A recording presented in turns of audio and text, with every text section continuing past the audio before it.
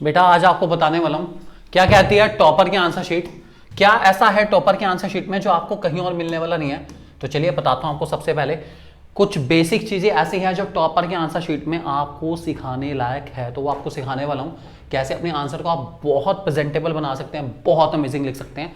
बात करेंगे टॉपर की आंसर शीट, कैसे सीबीएसई में आप अच्छे आंसर प्रेजेंट करते हैं। सबसे पहले क्वेश्चन आपके सामने यहाँ पर आपको जो है एक क्वेश्चन है कि इंफ्रास्ट्रक्चर कंट्रीब्यूट्स करता है इकोनॉमिक डेवलपमेंट में।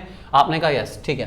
पहली बात तो जो भी यस या नो होगा उसको अच्छे से मार्क कर देना, ठीक है। उसके बाद उसके रीजन वगैरह मैंने आपको ऑलरेडी बताया कि आपके आंसर के अंदर जब भी आप रीजंस लिखते हैं, कोई भी टॉपिक लिखते हैं, पहले एक लाइन छोड़ी, उसके बाद फर्स्ट पॉइंट लिखा, फिर एक लाइन छोड़ी, फिर सेकंड पॉइंट लिखा, फिर एक लाइन छोड़ी, फिर थर्ड पॉइंट लिखा। ये एक अच्छी प्रेजेंटेशन मानी जाती है। बीच में एक पॉइंट खत्म होने के बाद बिल्कुल नेक्स्ट लाइन से मत लिख देना पॉइंट को, एक लाइन बीच में छोड़ देना। ये अच्छी प्रेजेंटेशन का एक बहुत अच्छा पार्ट है, ध्यान रखना।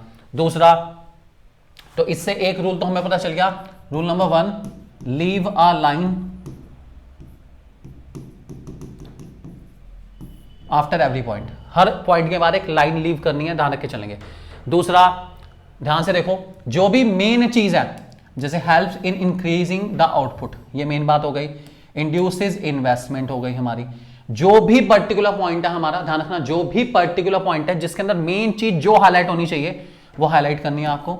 सेकंड, आपको पता चल गया हाईलाइट। अब एग्जाम में हम लोग हाईलाइटर तो यूज नहीं कर सकते, ठीक है। हाईलाइट करने के लिए आप लाइन मार्क कर सकते हैं, ब्लैक ब्लू पेन जो भी है, अलग शेड यूज कर सकते हैं आप ब्लू पेन की। अगर आपको ब्लैक पेन में ज्यादा दिक्कत है अवॉइड करने में, उसको करना चाहो कर दो, कोई दिक्कत नहीं, ठीक है। उसके बाद आपके उसमें और क्या क्या है हमारे पास, ये तो न्यूमेरिकल पार्ट है, न्यूमेरिकल पार्ट में कुछ नहीं है। अच्छा हाँ, एक चीज, अगर आपके सामने ट्रू फॉल्स वाला क्वेश्चन आता है डिटेल क्वेश्चन में कि the following statement do you agree और नॉट, डिफेंड और रिफ्यूट, तो बेटा पहले आप बता देना कि आप उसके फेवर में हो या उसके अगेंस्ट हो। क्लैरिफिकेशन, थर्ड रूल आ गया, क्लैरिफिकेशन करके चलो। अगर आप श्योर हो अपने आंसर के बारे में तो क्लैरिफिकेशन करके चलो।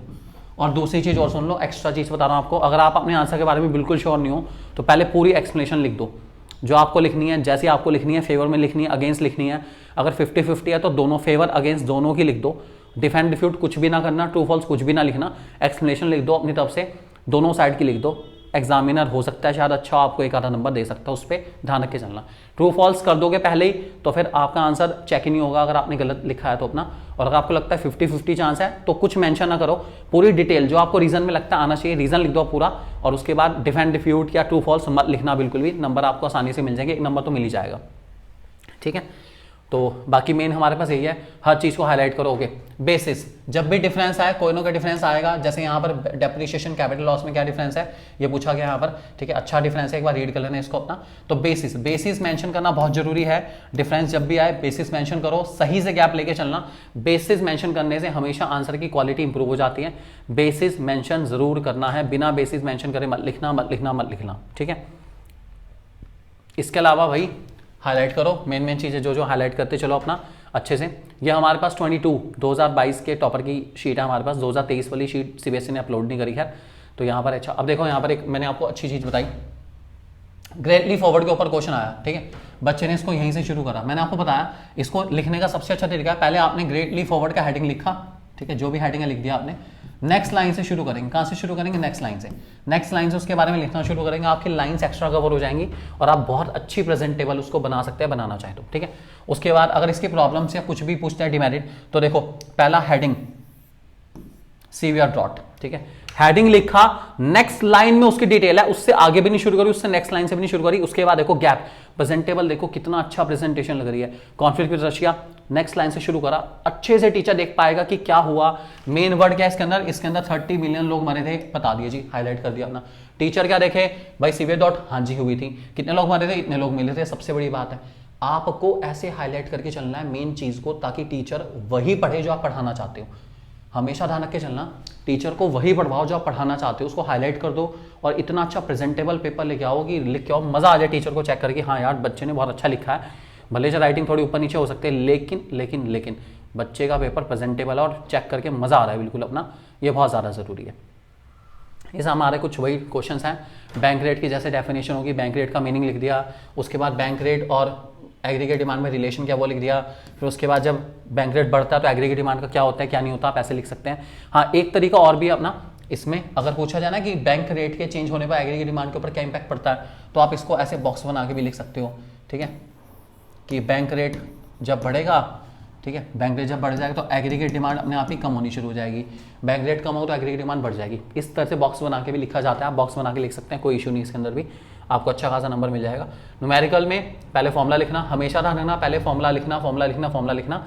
आपको क्वेश्चन आता हो ना आता हो, फॉर्मूला लिखने से आपको वेटेज मिल जाती है और आपको नंबर मिल जाएंगे फॉर्मूला लिखने के, इसलिए आराम से करना अच्छे से। बाकी ये आप बताना चाहो कौन सी इक्वेशन आपने किस में लिखी है तो बता सकते हो, कोई इशू नहीं इसके अंदर भी, ठीक है। तो ये हमारी एक टॉपर की नोटबुक है, इसके अलावा और इसके अंदर कुछ जो एक्स्ट्रा बात है वो बता देता हूँ।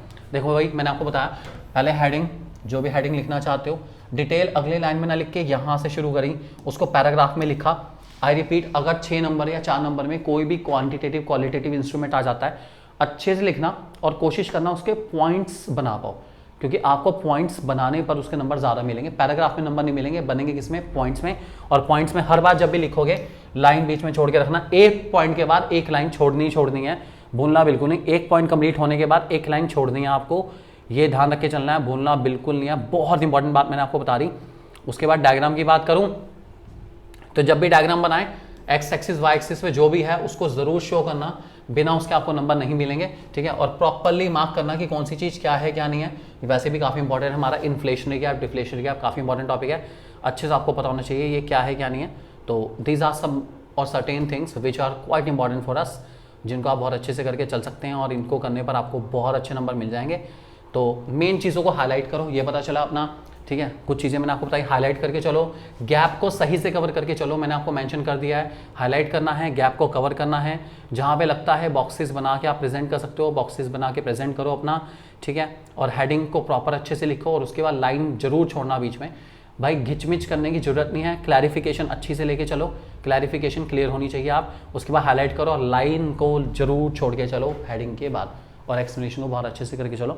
All the best. उम्मीद करता हूँ ये जो टॉपर की शीट है इससे कुछ तो सीखने को मिला होगा, कुछ तो दिमाग में गया होगा हमारे, फॉर श्योर अपना अच्छे से करके चलेंगे इस टॉपिक को याद से। Thank you very much and all the best for your board exam. Do really well and make your teachers proud.